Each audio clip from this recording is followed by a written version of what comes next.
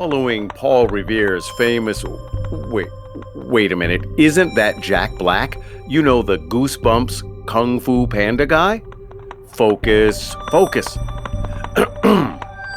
Following Paul Revere's famous ride through the Massachusetts countryside, warning colonists that the British regulars were marching to Lexington, things really began to heat up.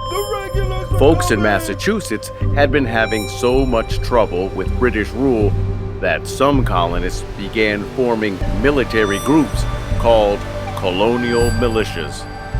These military groups were made up of regular folk, farmers, blacksmiths, shoemakers, the rowdy teenage boy from down the road.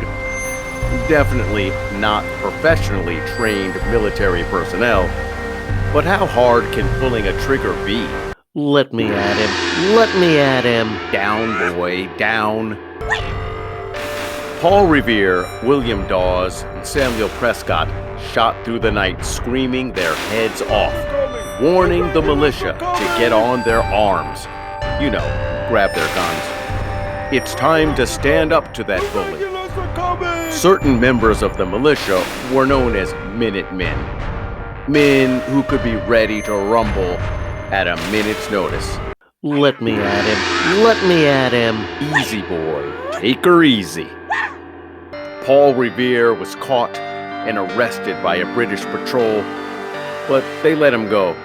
Oh, but they did take his horse to the impound lot. Revere was forced to walk back to Lexington to warn Adams and Hancock that the British were coming for them. When he arrived at their secret lair, or the house where they were staying, he found that they had already been warned and already had fled. Good work, Paul? With revolution in their veins and sleep still in their eyes, militiamen began to gather at a local tavern to wait for British regulars to arrive, if they dare. About 70 colonial militiamen gather in an open area called Lexington Green. It is there that they will wait for the arrival of the British regular army. I bet those redcoats don't even show up. Let me at him. Chill, big fella, chill. 700 of the King's men arrived in the quiet, quaint town of Lexington, looking to arrest Patriot leaders Sam Adams and John Hancock. When the British regulars got there, they found those brave militiamen ready for action. Let me at him. Okay, big fella. All right, big guy.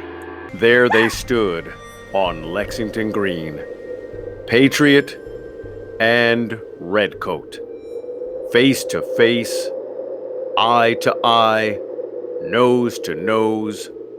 The tension could be cut with a knife.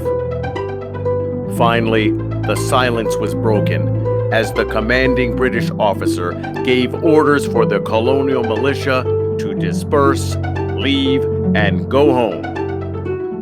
What was the Patriot response? Let me at him. No, more like, oh, okay, we'll leave.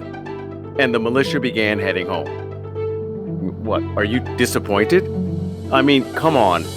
These are professionally trained British soldiers, members of the greatest army in the world, up against a few shoemakers, farmers, and such. Had to be very scary indeed. Wait, what was that? What's that? A shot fired? But who? The British say it was a Patriot. The Patriots say it was the British. Some say a townsperson was cleaning a musket and it accidentally fired, while others say an old woman fired from an open window.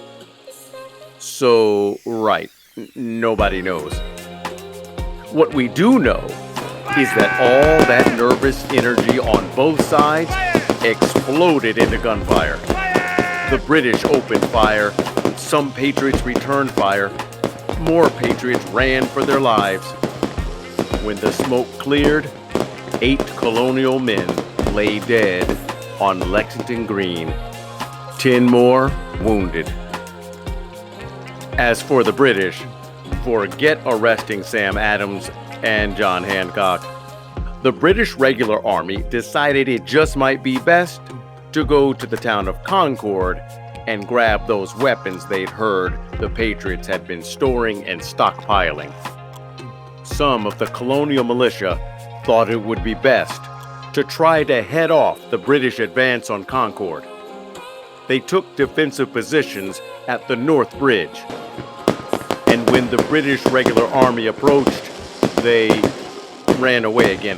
But this time, they were able to kill some of the British soldiers. The British regular army marched their way right into the town of Concord, searching for that barn where allegedly Patriot weapons were being kept. They found that barn, and as they creaked the door open, they found absolutely nothing. Well, maybe like a wagon wheel or something, but certainly not the weapons they had been after. Seeing that more and more Patriots were turning out with guns, the British regular army decided it might be best to hightail it the 30 miles back to Boston. But by then, the number of armed Patriots had grown dramatically, and they were really fired up after hearing the news of the 8 deaths on Lexington Green. They harassed, bothered, and attacked the British Army all the way on their march back to Boston.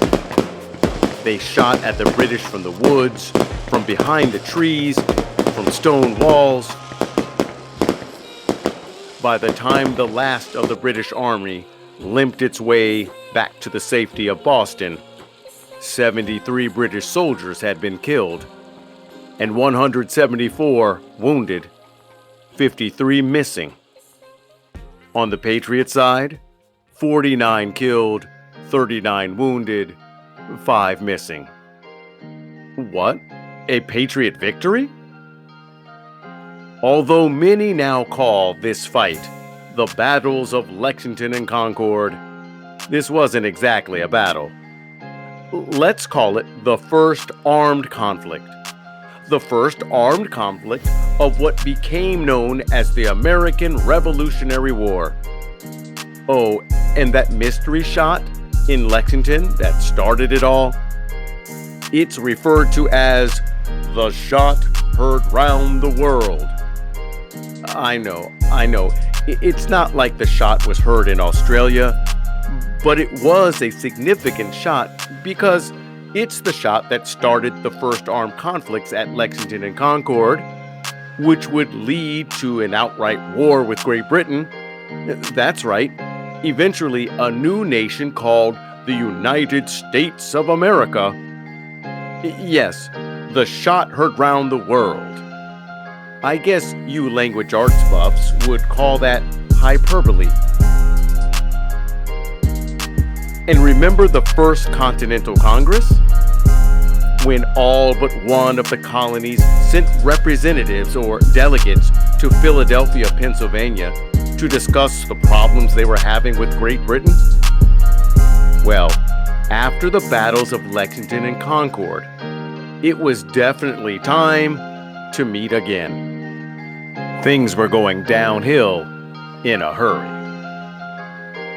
This meeting is called the First Continental Congress, 1774. It's now 1775. This meeting is called the Second Continental Congress. According to state standards, I really don't need to mention this meeting at all. I mean, all that happened were 3 teeny tiny things.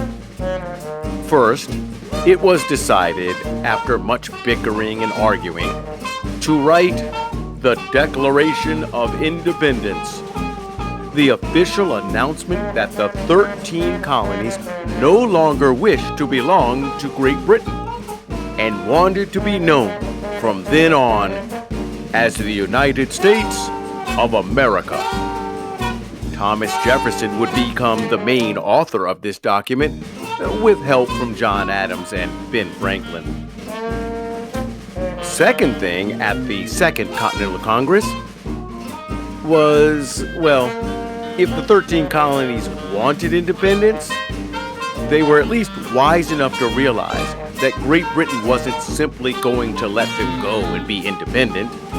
So, the Second Continental Congress made plans to raise an army. And not just any army either. This would be the Continental Army, an army for the entire continent of North America. Well, maybe just 13 little colonies, but the name sure had a nice ring to it.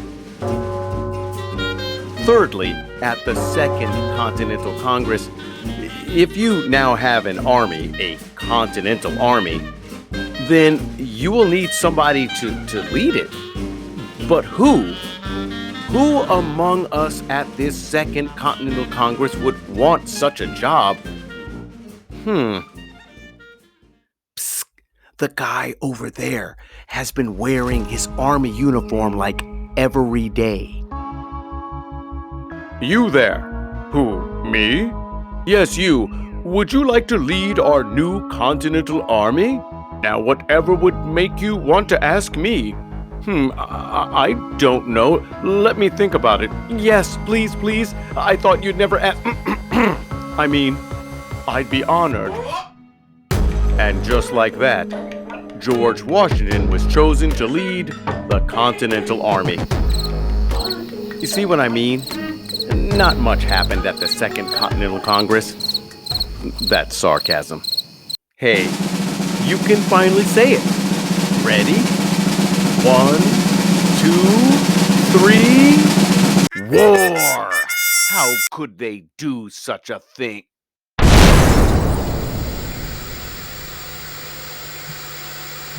is not a drill. Repeat, this is not a drill. Repeat, this is not a drill. The regulars are coming! The regulars are coming!